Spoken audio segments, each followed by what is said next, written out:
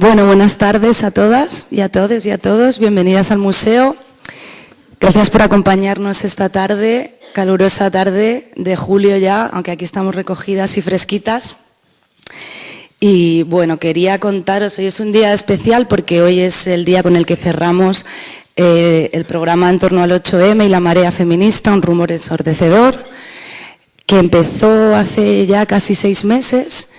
Y bueno, por el que han pasado muchas amigas, colaboradoras, cómplices y al que os agradecemos vuestra constancia también en asistir y estar con nosotras.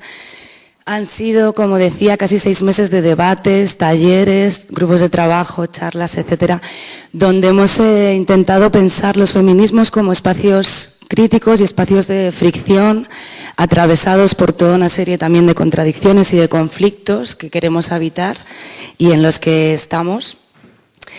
Y bueno, solo contaros un poco que por aquí en estos 6 meses pues han pasado desde activistas de Argentina, de Italia, de muchos sitios del espacio español, hablando de la articulación global de estos feminismos y de cómo podemos estar juntas y cómo podemos pensar este espacio colectivamente.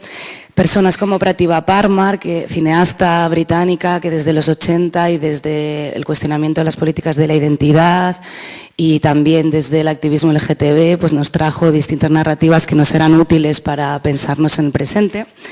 Y en el ahora tuvimos a Nancy Fraser pensando, ¿no?, en esa crítica al feminismo neoliberal y el cuestionamiento del sistema capitalista.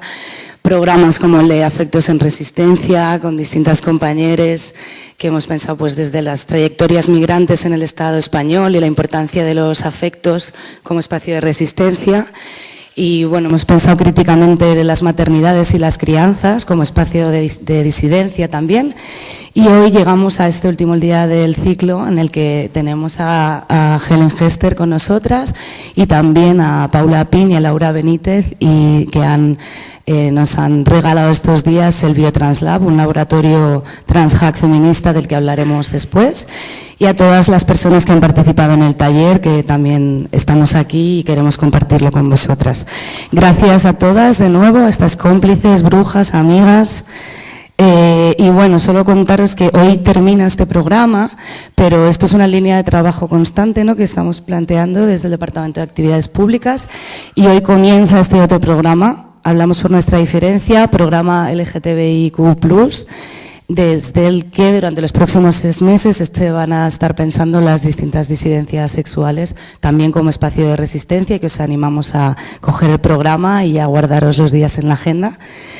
Y bueno, dentro de estas complicidades que contaba, en el día de hoy, la complicidad ha sido con Caja Negra, la casa editorial, a las que damos las gracias, especialmente a Julián y a Marta, que han sido pues las que nos propusieron traer al espacio del museo estas actividades y a las que queremos también agradecer. Voy a dejar la palabra a Marta también.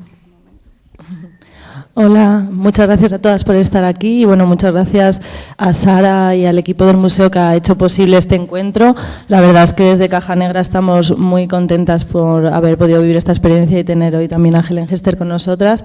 Me parece muy bonito pensar que esto ha sido posible también por otros enredos y complicidades que pasan por cosas también más afectivas y personales, y que yo también obsesivamente tenía muchas ganas de poder conocer los proyectos que se están haciendo, sobre todo en Barcelona. Lo conocía yo desde la ciudad de Barcelona, de cuestiones de transhack y biohacking, ¿no?, y ginecología do it yourself.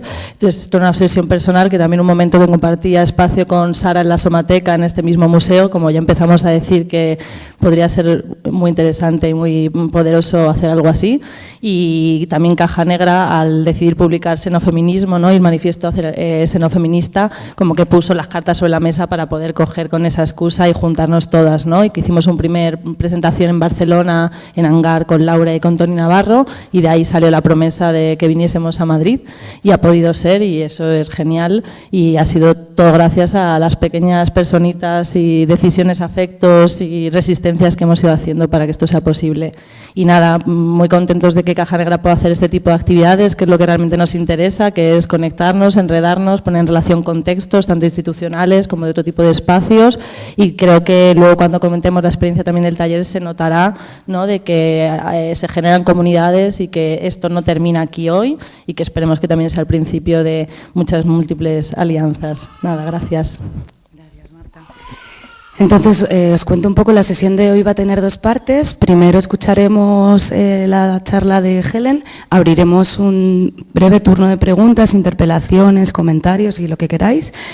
Y después será la segunda parte, hacia las 8, pero seguido, comenzaremos la presentación del Biotranslab, así que os dejo con Helen, Ingenierxs o hackers, sistemas tecnológicos y cambio político. Gracias.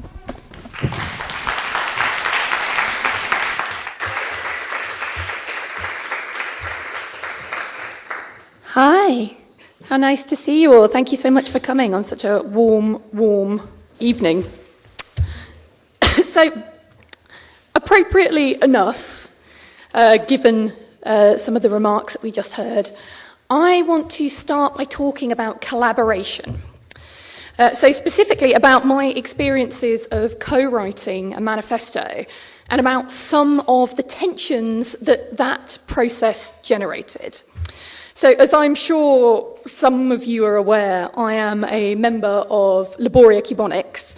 So, we are, we used to call ourselves a techno-feminist collective, an international techno-feminist collective. We've now moved towards calling ourselves a working group instead, because that kind of reflects the fact that we don't actually do that much collectively. You know, getting the 6 of us together, that's only happened once with the manifesto itself, and the rest of the time we're working in these kind of small splinter groups. So we met in 2014, we put the manifesto out in 2015, and xenofeminism itself kind of brings together post-humanism, materialist feminism, accelerationism, queer theory, neo-rationalism, sort of 90s cyber-feminism, in an attempt to develop a contemporary gender politics of technology. So there's kind of a real patchwork of influences happening. And when you combine that with the fact that you've got kind of 6 very different authors, so all 6 of us come from different sort of disciplines or traditions. We're a mixture of cis and trans women, ranging from sort of our 20s to our 40s. Some of us with caring responsibilities, some of us without caring responsibilities. And it's kind of sort of scattered across the left of the political spectrum.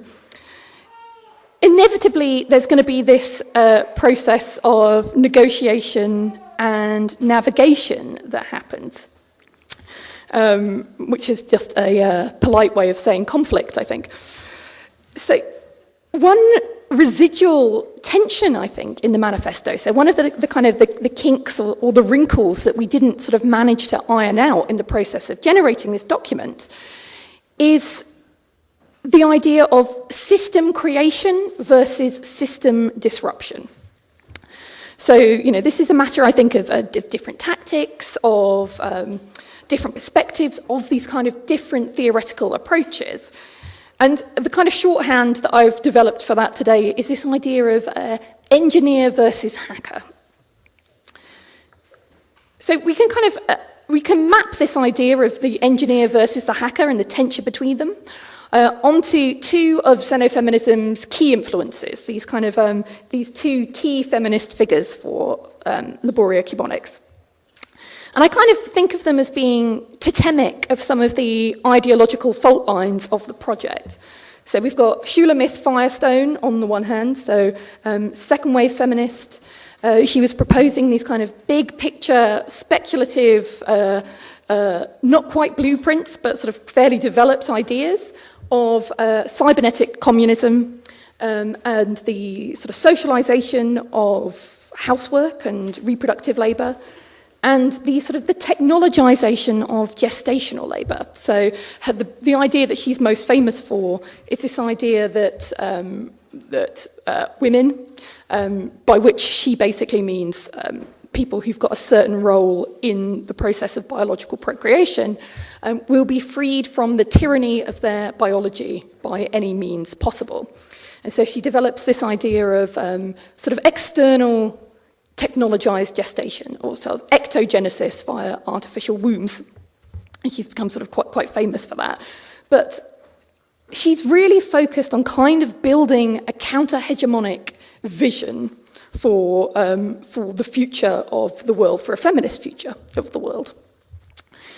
And then on the other hand, we've got Sadie Plant, sort of 90s cyber feminist, who was really interested in disruption, in insurrection, in these kind of ideas of how the emerging net culture of the 90s offered this vision of decentralization, a sort of feminized multiplicity in the way she frames it, that made it kind of difficult to control. The imposition of discipline and control became complicated by the emergence of these cybernetic technologies.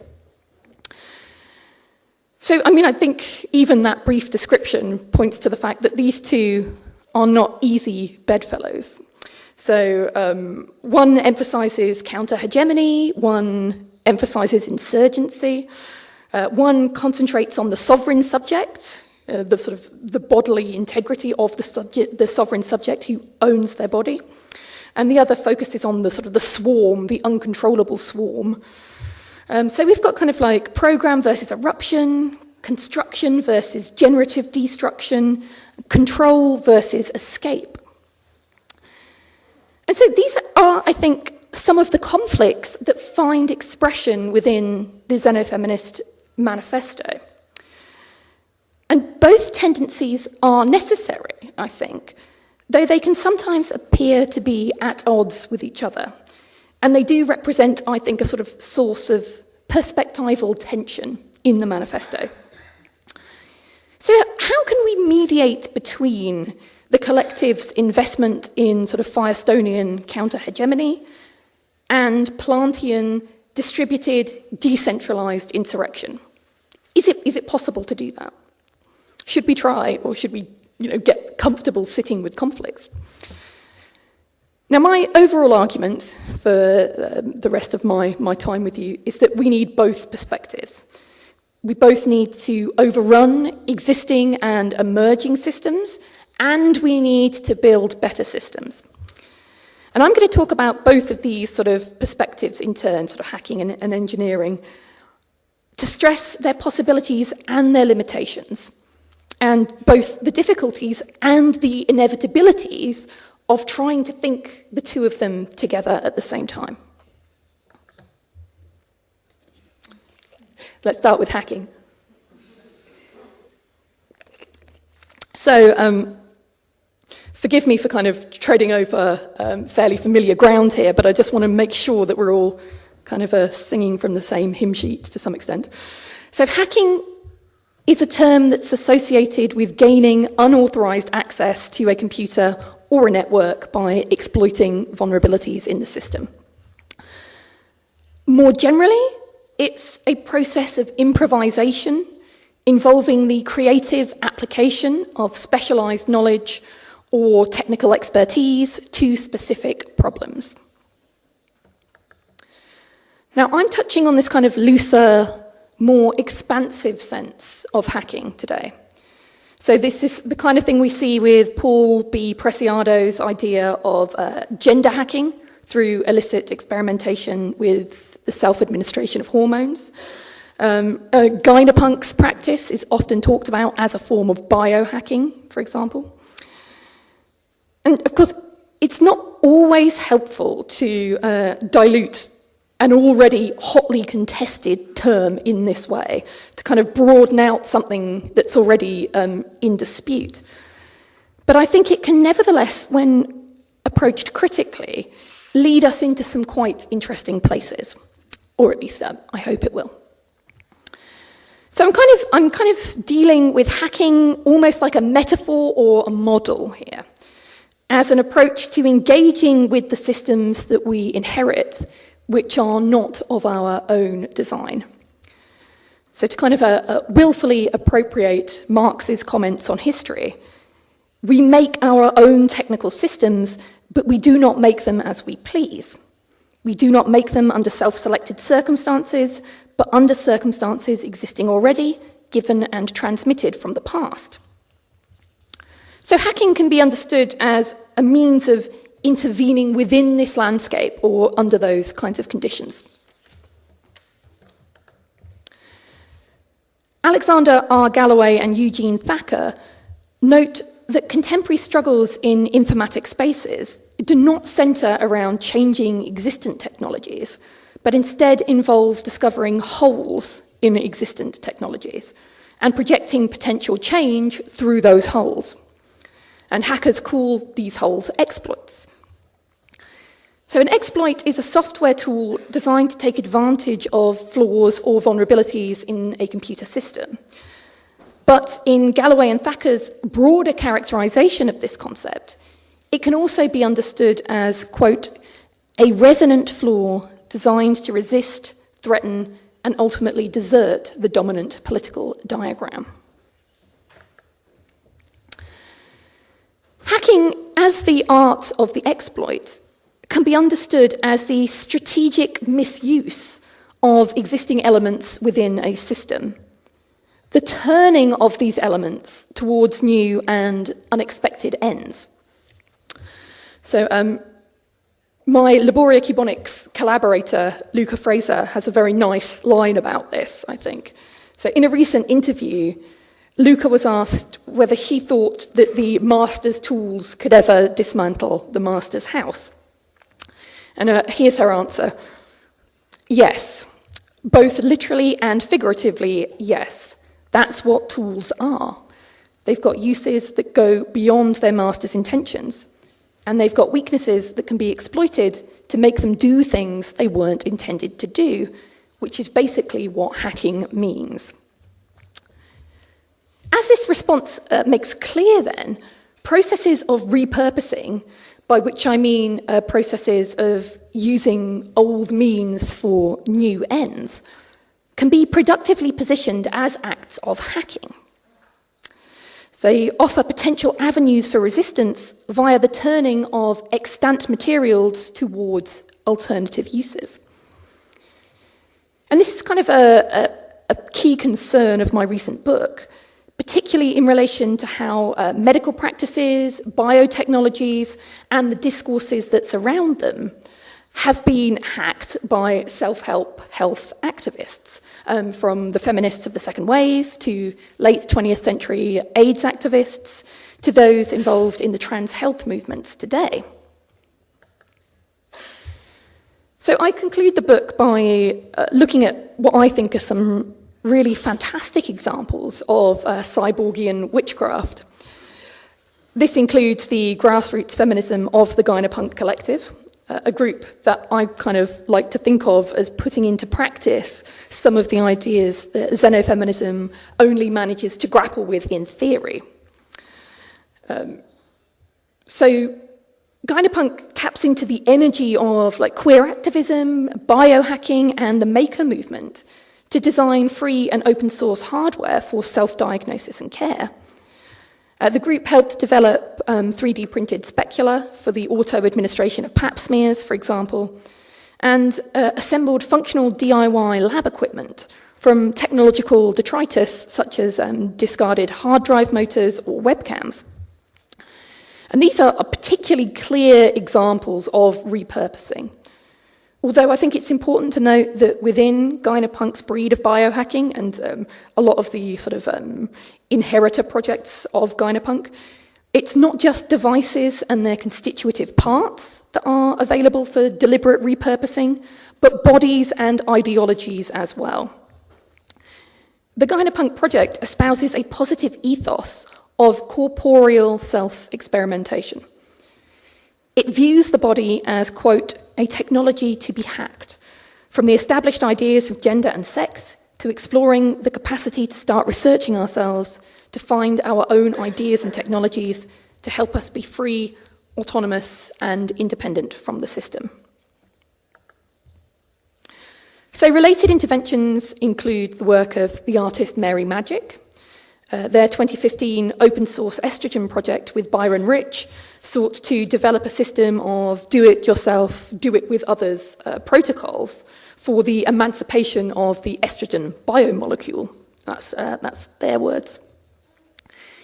In this speculative artwork, the domestic kitchen is imagined as a kind of customizable laboratory for synthetic biology, a development that, as Magic and Rich recognise, is still quite a long way off becoming any kind of reality, but which they feel may be becoming increasingly feasible given emerging cultures of open source medicine.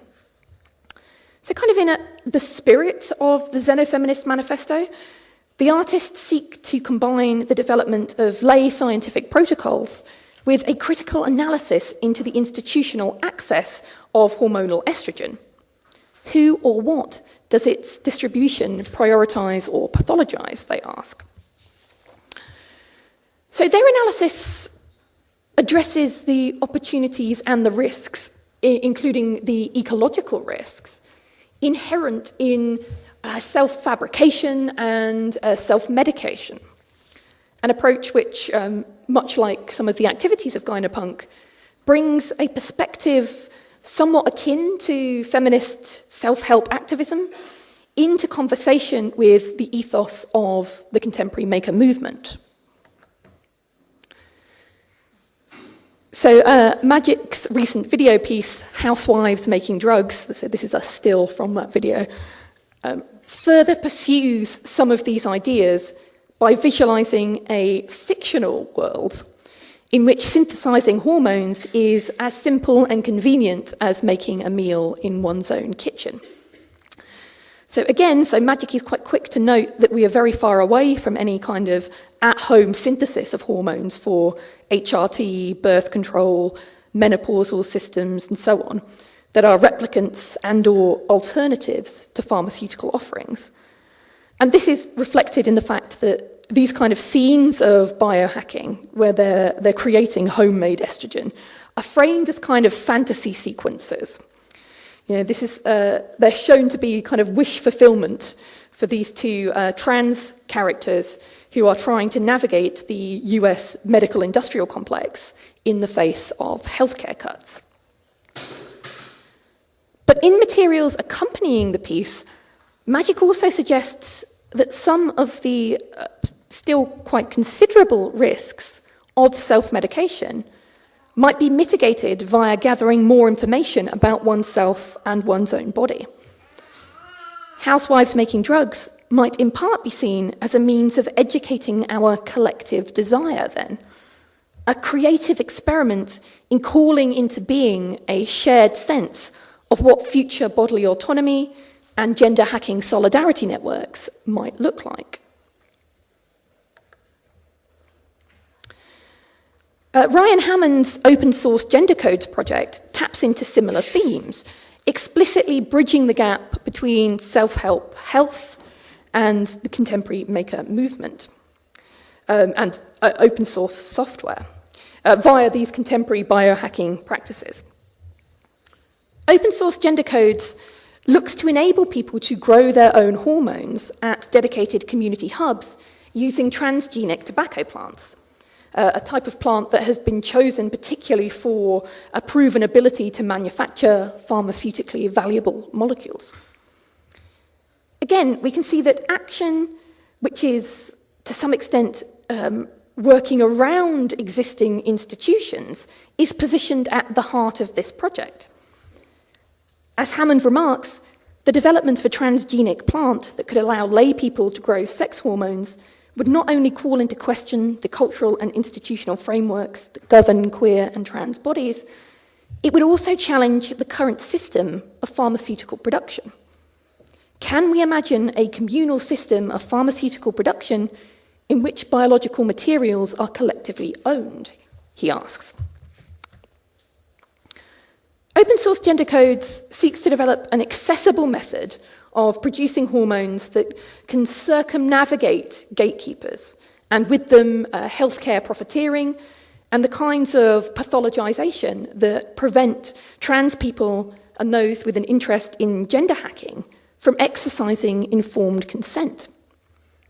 As such, it is a move against further enclosure of a once collective knowledge base, and a refusal of the forms of proletarianisation such a move has historically enabled. So these case studies offer a really exciting perspective on what xenofeminist praxis might look like. They're also, I would argue, in alignment with hacking approaches to navigating socio-political issues.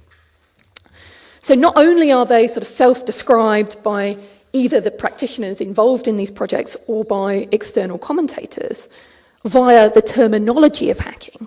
So they are talked about as biohacking, as gender hacking, and so on.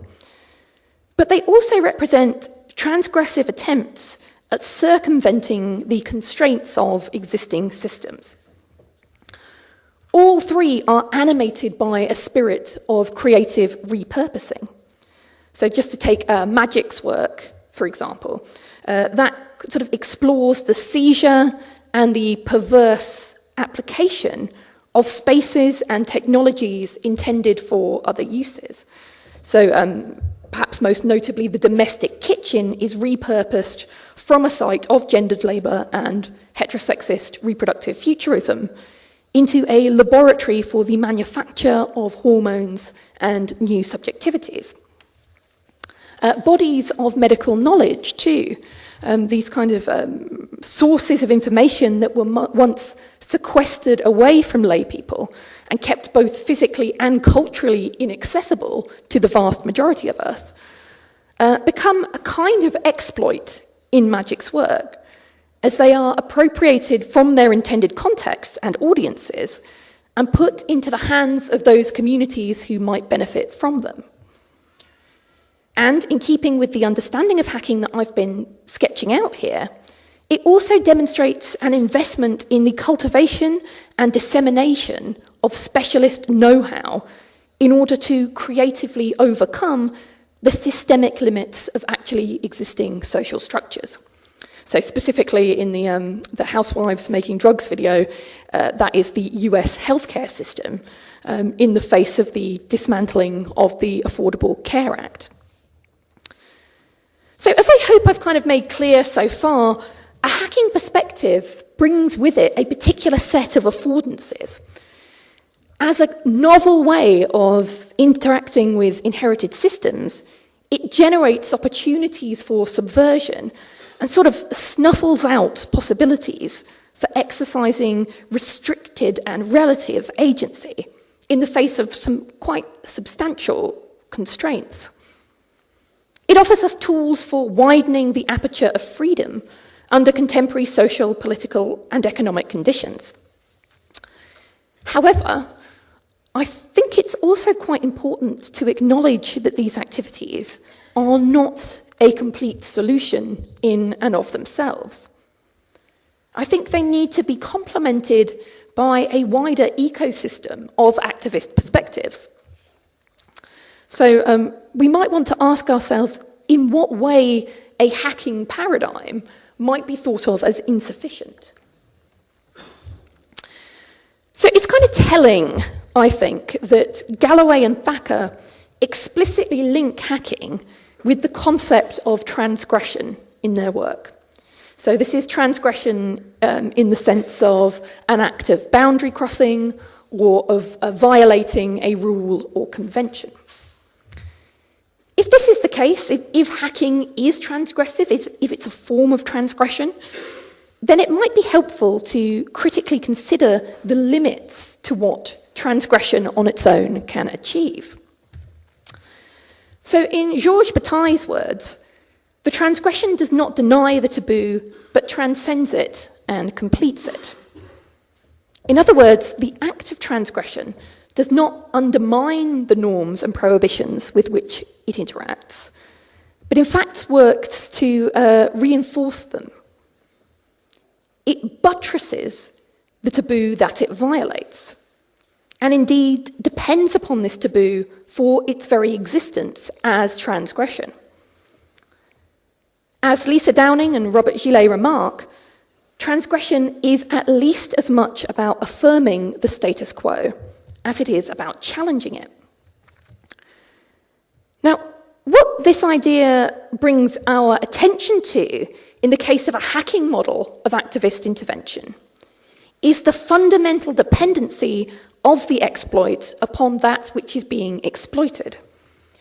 So Galloway and Thacker argue that one of the greatest lessons of computer viruses and their cousins, internet worms, Trojan horses, is that, like biological viruses, they exploit the normal functioning of their host systems to produce more copies of themselves.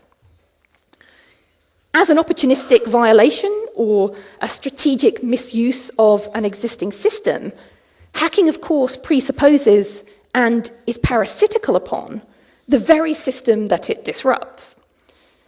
Exploits depend upon existing systems and their normal functioning for their ability to propagate, just as transgression is necessarily bound to and reliant upon that which is being transgressed.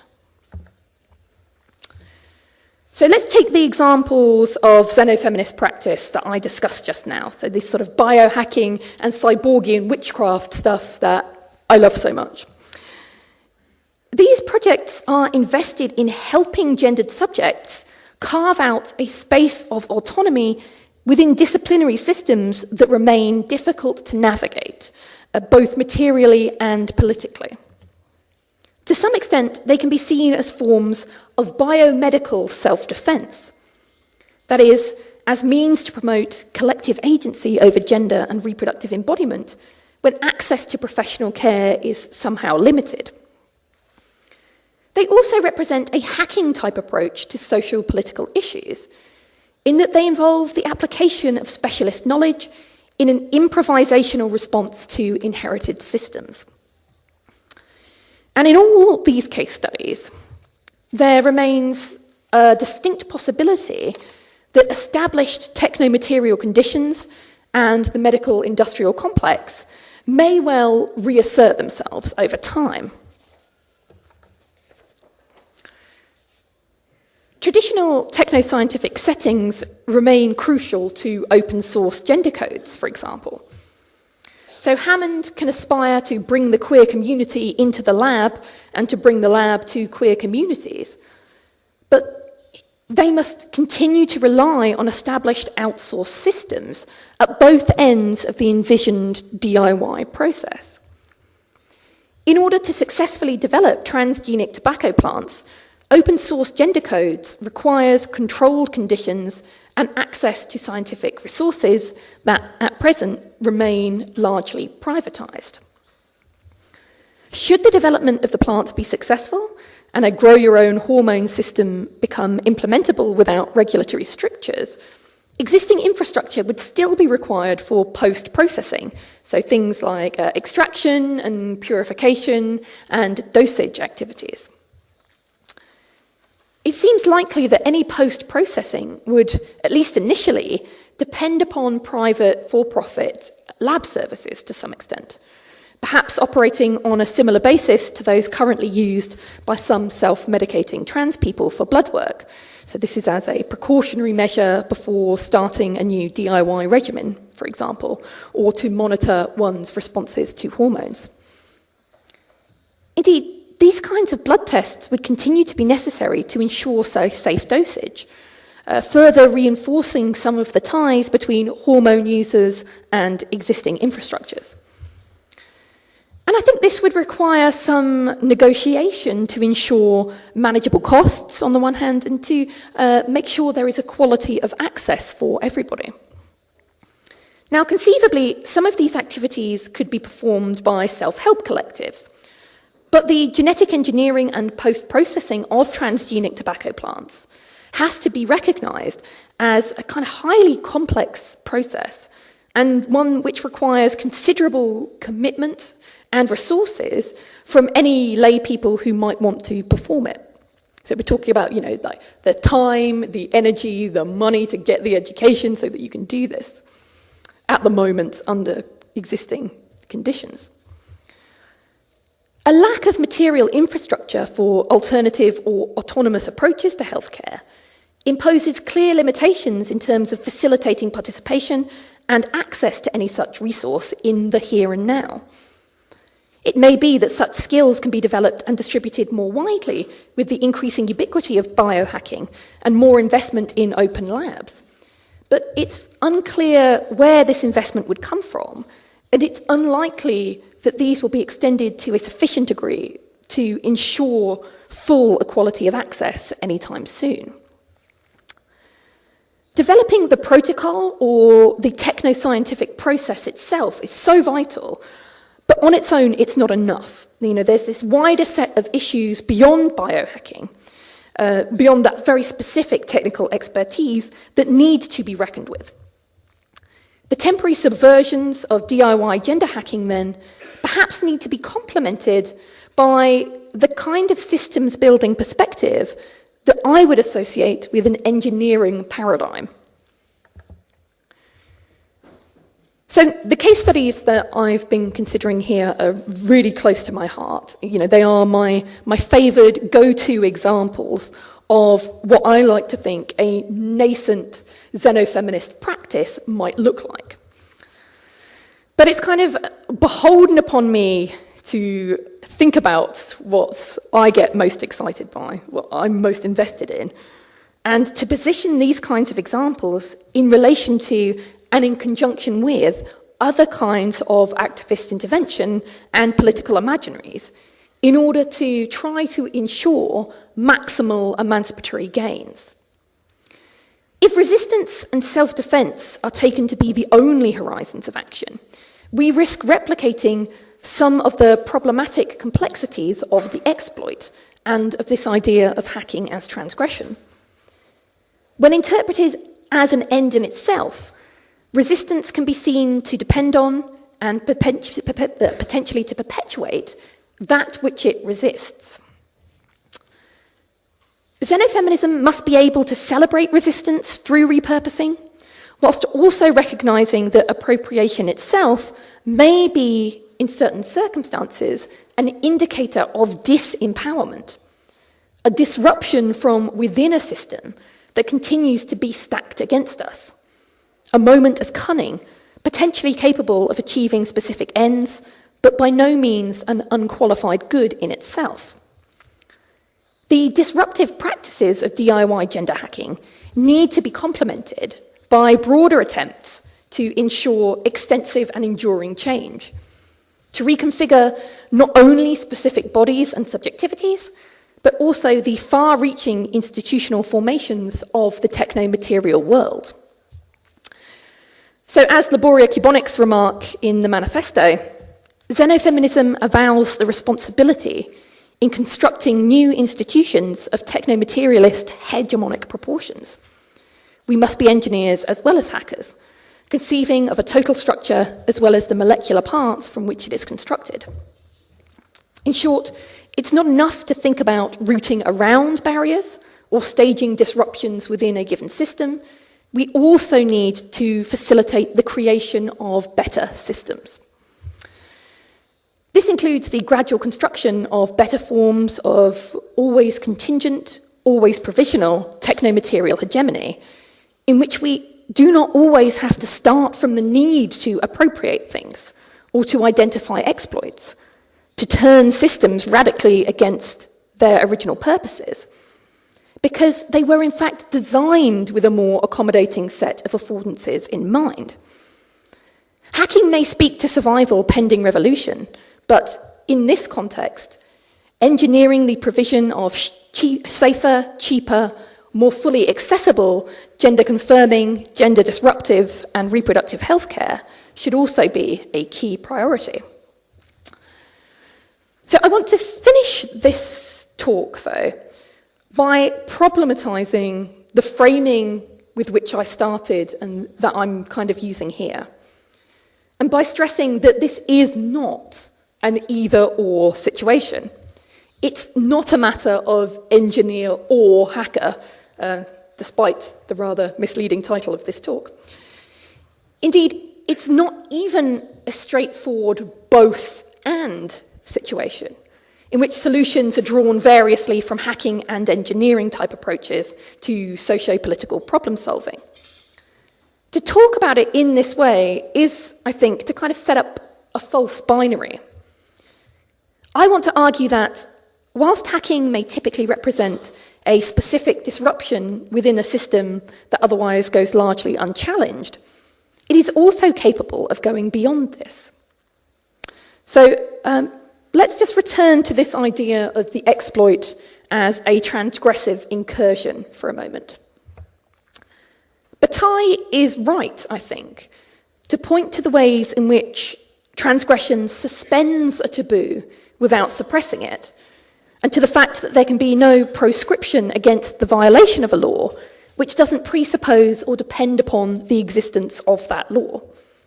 As we've seen, a violation can only exist as a result of what is being violated. And so it is that hacking as a strategic navigation of the vulnerabilities or opportunities inherent within a given technical system is dependent upon that very system. However, it's also clear that just as transgression is structurally dependent upon the law, so too is the law structurally dependent upon transgression, and that this insight might alter our understanding of what transgression can do. A specific act of transgression is only possible in relation to a rule that can be violated. There is no such thing as an unbreakable taboo. Prohibition requires possibility. If an act was impossible, no prohibition would be required. A law that cannot potentially be broken would be meaningless as well as pointless. The taboo itself might thus be thought of as indicative of the possibility of oppositional action, and perhaps as a signal of the possibility of change. Contra Bataille, one might therefore argue that transgression goes further than simply upholding the rules upon which it depends. It can, in fact, play an indirect and circuitous role in challenging and shifting them. I'm of the opinion that transgression is dynamic, both changeable and able to affect change. A process of repeated limit breaching, for example, may be capable of altering the character of a taboo. The more frequently it's violated, the less vertiginous a specific act of boundary crossing can become, and the more the transgressive quality of this act is at risk of being diminished. The taboo no longer holds in the same way that it once did, once it's been broken and broken and broken again. This process might be a matter of individual action and phenomenological experience, or it may play out on a collective level, as when social norms gradually shift and change over time in response to old interdictions being increasingly compromised. At any rate, it would seem that a specific transgression bears within itself the possibility of its own erasure, meaning that transgression not only buttresses existing norms, but can in fact play an indirect role in changing them. Transgression, then, speaks to the fact that things may be otherwise. Similarly, an act of hacking may be capable of facilitating alterations within the technical systems that it disrupts. So let's just return briefly to Galloway and Thacker on the exploit here. So this is a quote from them. Transgression. The exploit creates a shift in the ontology of the network in which the failure of the network is in fact a change in its topology, for example, from centralized to distributed.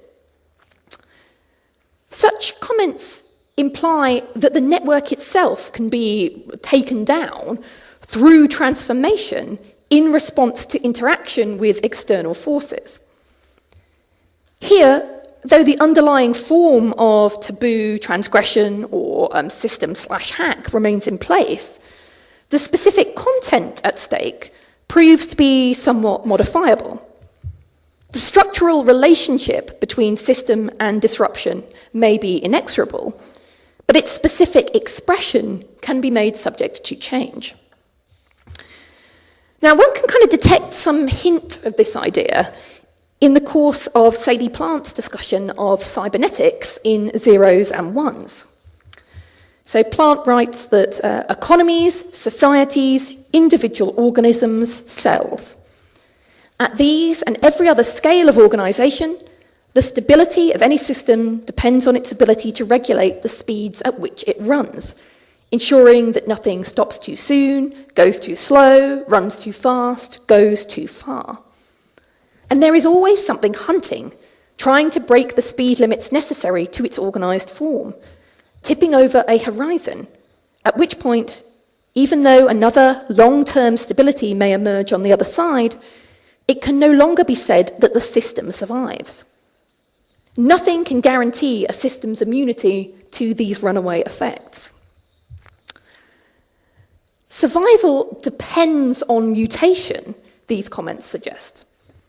Persistence can be ensured only through change, and change is possible only as a result of persistence. A specific system may collapse, in other words, either due to excessive stability or to excessive disturbance, but systematicity itself survives, and with it the structural tension that we've kind of been digging into a bit here. The possibility of subversion, transgression, or the hack is an unavoidable byproduct of the very fact of organisation. You can't have one without the other, and as such, every system contains the seeds of its own disruption. Now, this is quite an abstract philosophical point, and I think we should probably return our conversation to more substantial ground before we all lose track of what we're saying. Fortunately, we can encounter something of this structural dynamic in which the exploit or the transgression exerts a shaping influence upon the system or the set of norms with which it interacts, in the kind of concrete practices that we've been looking at together today.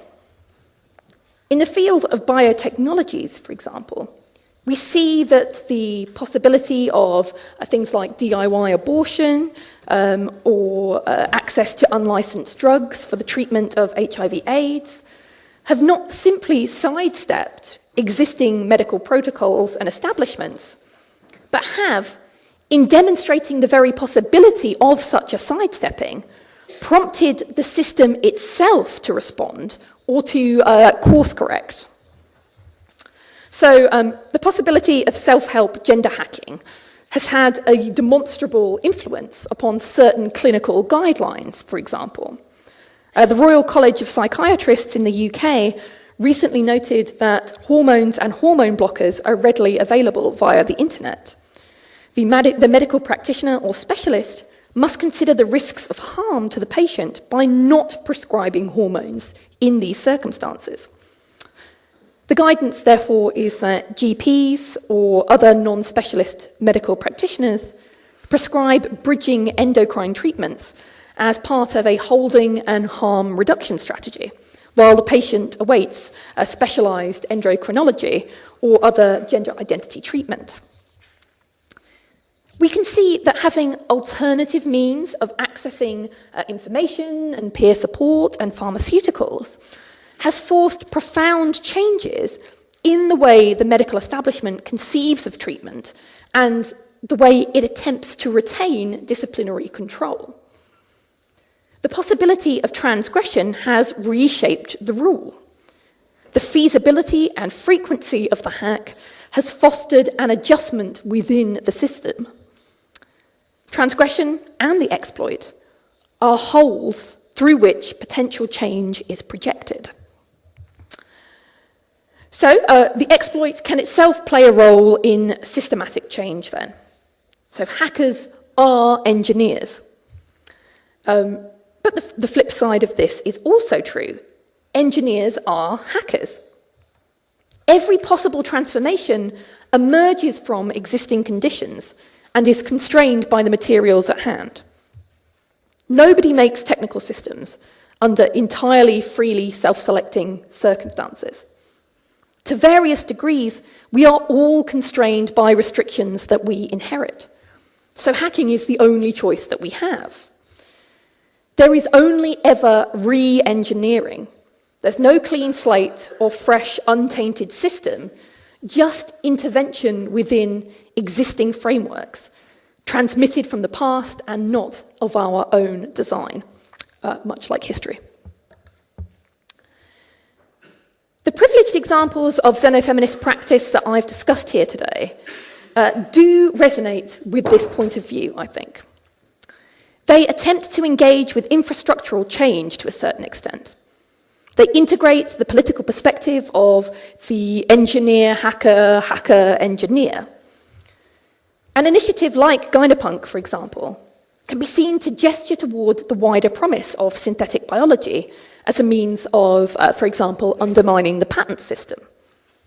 It remains sort of exciting and innovative, not only as biomedical self-defense, but as a project that's charged with the potential to circuitously reshape inherited structures, whilst furthering bodily autonomy in the here and now. Nevertheless, I do think that there are further scales of operation that we should be careful about foregrounding, emphasising, and explicitly considering.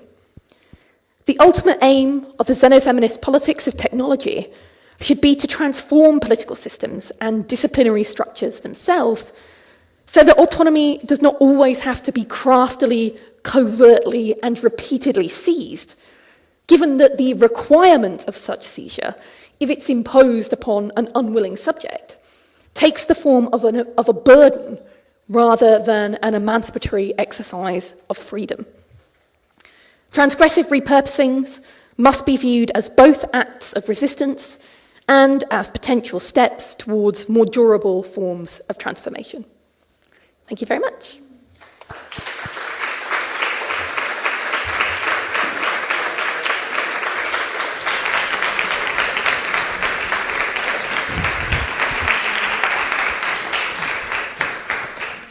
Bueno, muchas gracias, Helen. Many thanks. Ahora abrimos un turno para comentar, interpelar, contar. Así que nada, levantáis la mano y pasamos el micrófono.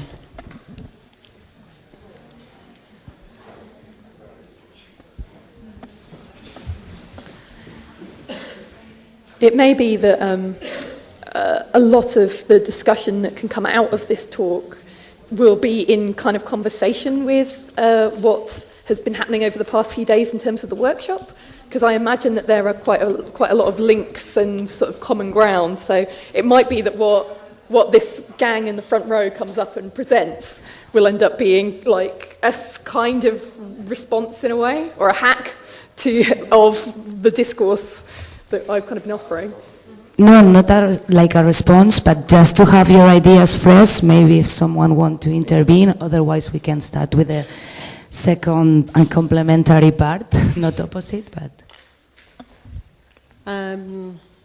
Thank you very much for your presentation, and actually I think it's very interesting to try to see how both work together, and are part of the same actually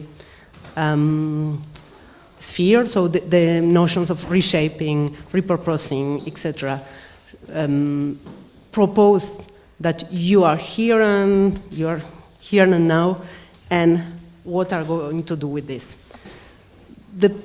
On the other side, I was asking myself if there is no a kind of relativism to intrinsic of this kind of thinking. And how do you think this?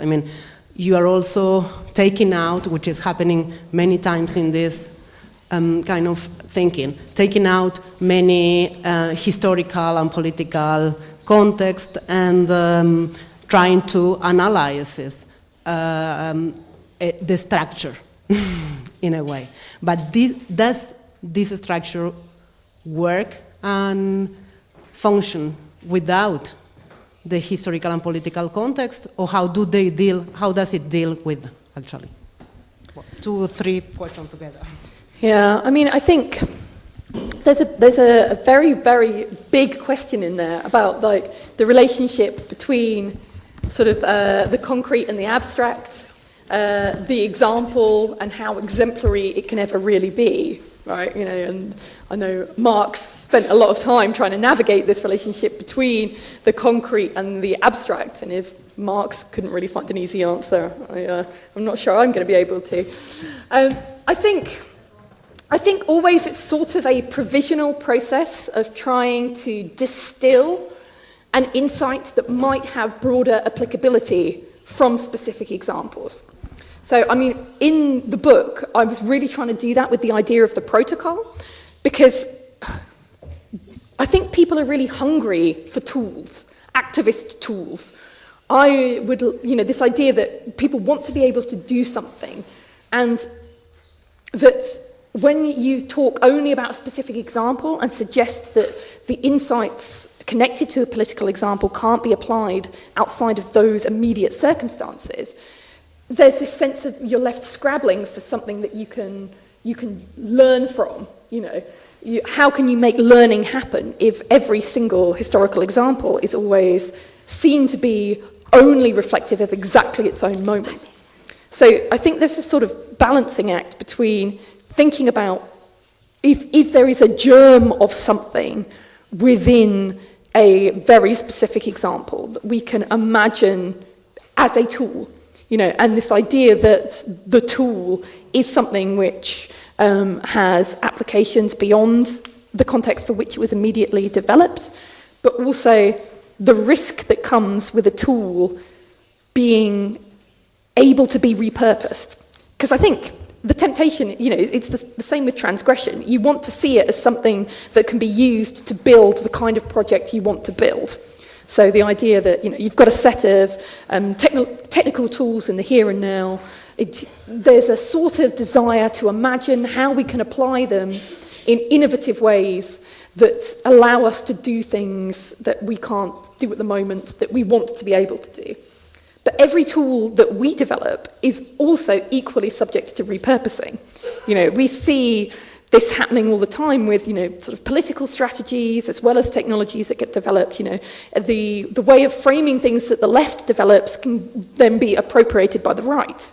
You know, just as sort of right-wing meme culture becomes available for appropriation by the left, you have this constant tussling, you know, over things, just as you have a constant tussling between, you know, capital and the workers or the people. You know, it's the way that the resistance of the proletariat is manifested that shapes the way capital develops. So you have this very strange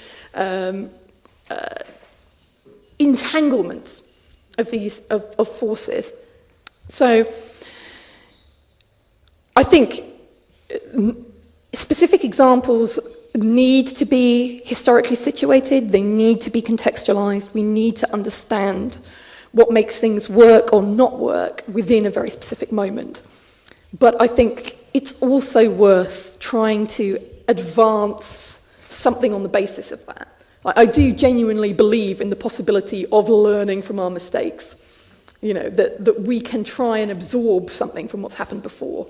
And that involves understanding that things can be abstracted from their very specific context within a sort of circumscribed form. Thank you. Hola, buenas noches. Quería... Sorry, one second. No hay problema.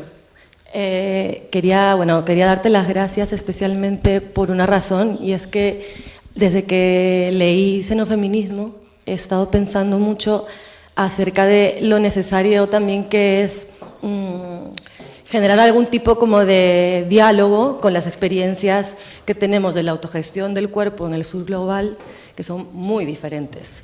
Están sobre todo como atravesadas por experiencias de insuficiencia, fracaso, muerte, y es algo como que me llama mucho la atención en las narrativas que hemos estado escuchando, ¿no? Que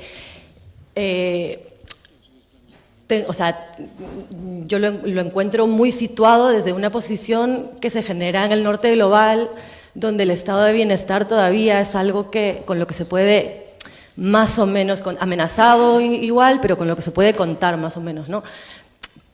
Sin embargo, desde donde yo vengo, la cuestión de la autogestión del cuerpo, de la experimentación, de la exploración, digamos, un poco, es algo que ha surgido más que nada de una situación impuesta, ¿no? Donde realmente como no hay otra alternativa, casi. Y creo que hay una memoria como muy larga, ¿no? De todas esas experiencias que tiene que ser recogida, ¿no? De alguna forma. Y creo que, o sea, no creo que lo que nos has contado aquí sea, digamos, como que invisibilice eso, ¿no? Sino al contrario, ¿no? O sea, creo que como que da pie a que se empiece a generar un diálogo intenso, ¿no? En el que participen también esas historias. Entonces, bueno, nada, muchas gracias.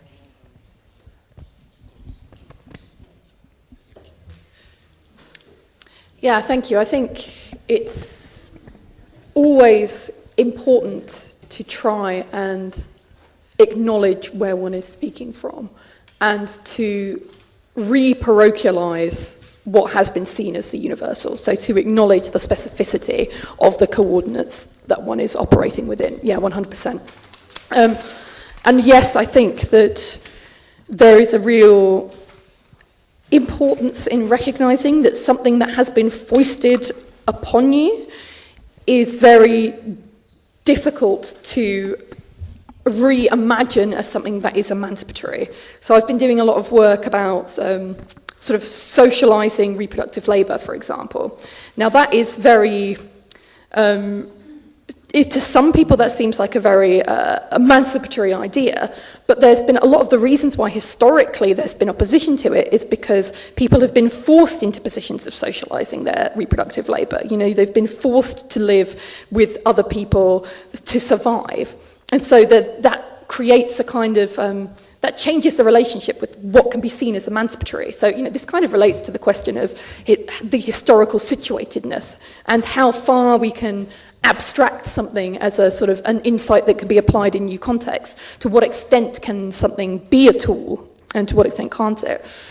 I mean, that being said, I think there are some very interesting examples of potential xenofeminist practice of the kind that I've been talking about that are emerging from within the global south. So there's a group of Ugandan technologists, women who have developed self-help testing kits for vaginismus and bacterial infections. So in a situation where medical help is not widely distributed, there's this move towards self-help as biomedical self-defense, but also this idea that it can perhaps enable these new forms of bodily sovereignty and autonomy.